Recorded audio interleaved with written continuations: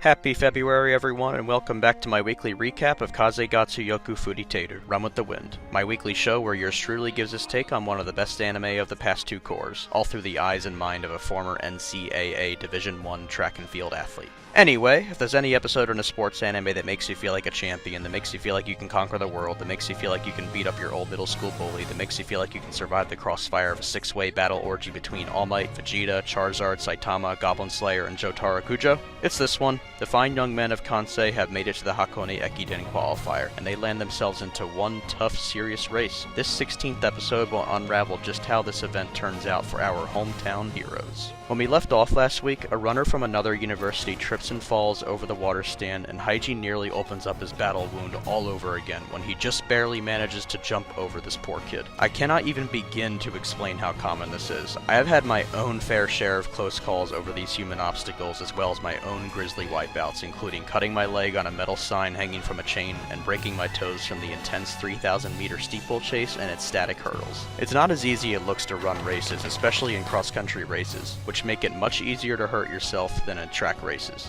This chapter did a great job delving into the lores and details of the Hakone Ekiden. After all, the Ekiden is a real-life marathon-level relay race that takes place every New Year's in Japan, showcasing some of the best universities in the land of the rising sun. The event is truly exciting, and the attention to detail is incredible, from the layout of the course to the product placement of real Japanese companies like Mizuno Sports, Sapporo Breweries, and Toyota Motors. It adds so much energy to this world.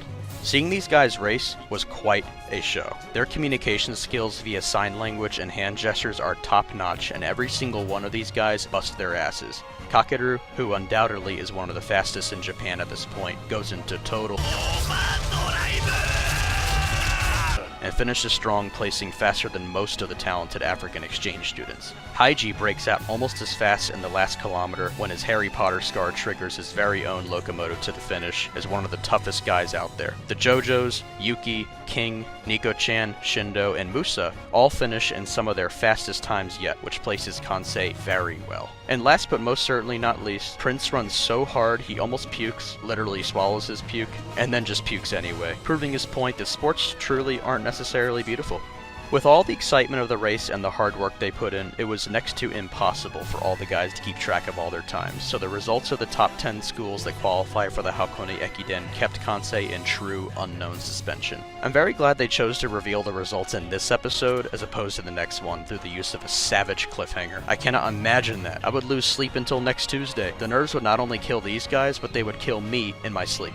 In a truly miraculous outcome, and just barely the 10th place, the Kansei University track team faces the biggest feat of victory in their school's recent history as they officially qualify for the Hakone Ekiden. Not only did they qualify for the qualifier for the Hakone Ekiden, but they qualified for the Hakone Ekiden. In just a few months, they will be running in the biggest college long-distance race in Japan.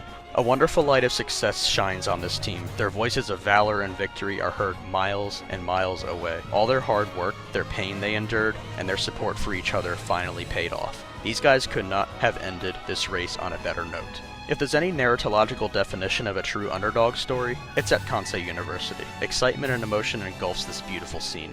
Haiji's words from more than 6 months ago, "Let's aim for the top together," still have the same meaning in present time. These guys can win the Hakone Ekiden. They are only 7 minutes behind Tokyo Sports University. With the momentum they built up, there's no excuse that they could not win.